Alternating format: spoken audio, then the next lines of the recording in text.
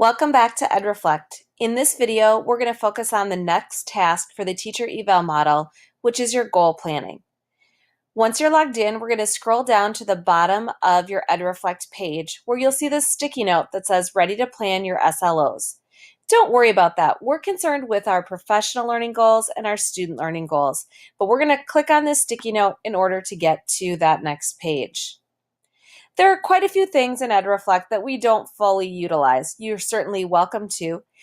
As you're thinking about your professional learning goals, you may want to go back to your self-assessment. Where in the self-assessment did you score lower? What are the domains that you want to work on? Those are the things that you can write down for areas of strength or areas of growth, but you don't need to write those down. You can go ahead and start right with writing your goal by clicking on a post-it note. When you write your goal, these are your professional learning goals. These are the things that are attached to the descriptors. So let's go ahead and write down a goal and I'll show you what I mean.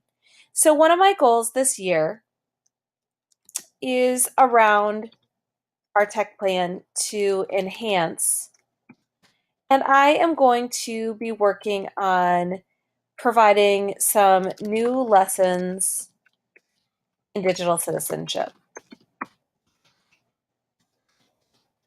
And I want to make sure that these are interactive. So I've just got a short overview of my goal. And now what I'm going to do is go ahead and hit enter. And that's when I can go in and add details. You're going to tag your professional learning goals to the teacher eval model. So here's how you do that. You're going to align this goal with the indicators. When you click on that, the non-teacher eval and the classroom teacher eval rubrics will pop up. So since I'm a non-classroom teacher, I'm going to go ahead and look at the non-classroom teacher rubric. And as I look at this, there is going to be a couple different things that I'm going to choose in order to align this with my goal. In general, you should pick between 1 and 3 indicators or descriptors to connect to your goal. You don't want so many descriptors that the goal gets muddied. You really want to focus on a couple. And again, looking for setting a goal where you have an indicator where you didn't score as high as you would like. Your administrator can help you in that planning process. And some buildings may determine that there are some goals that they want to work on as a building. Once I've aligned it with the indicators, I'm going to write down some details about what I'm going to do in order to reach that goal and how I'll know that I've actually measured the goal. So I'm going to go ahead and add to that later. I'm going to just add this post, and then I'm going to return to my goal planning. And I can go ahead and go in and view the details at any time. Ideally, you should have about 3 professional learning goals, and they will show up at the bottom of your screen here once you have those 3 goals. If you are a teacher who is returning to Westonka from last year, you may find that you already have goals along the bottom here.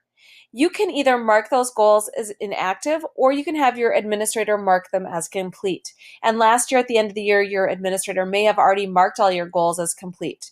If you want to view those goals down here at the bottom, you can see all your previous goals. So I actually have some goals from last year that I want to continue working on. So I'm going to actually go and view the details of this goal. And you can see here that I have a completed goal filled out. Here is where I have some activities. Here's how I'm going to implement them.